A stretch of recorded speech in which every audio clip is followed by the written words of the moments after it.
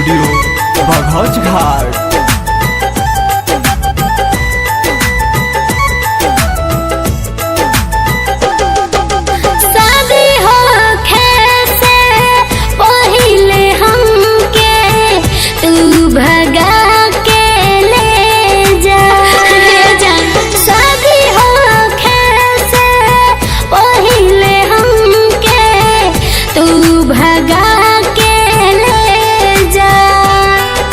पहरा वाला गल है,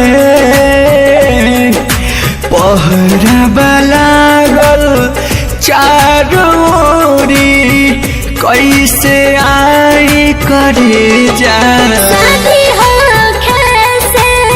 पहले हमके तू भगा के ले जा। कहाँ बाड़ो तू, तोरा आवे के पड़ी ना तो हम मर जाए। म्यूजिक आवे के पड़ी, खुशी लगा।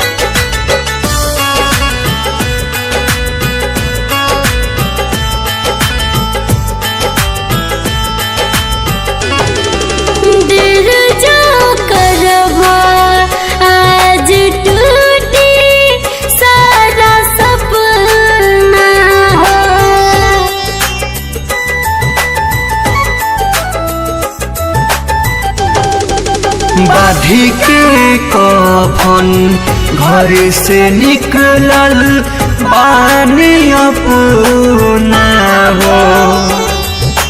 देर जो करबो आज टूटी सारा सपना हो।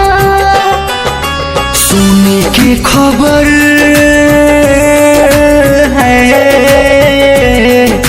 सुनी के खबर शादी के सनकल भेजा हो।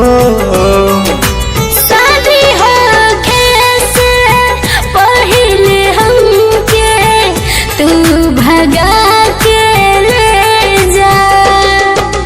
शादी हो कैसे पहले हमके तू भगा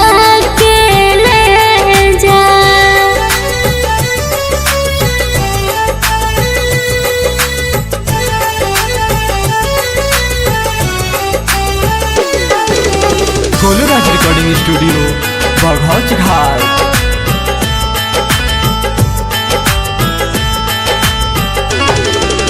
प्यार तोहरा से कोई नहीं, शादी तोहरा से करब।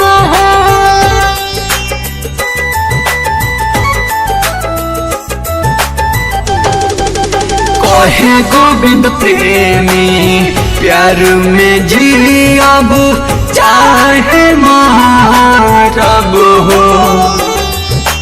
प्यार तोहरा से कोई नहीं, शादी तोहरा से करब।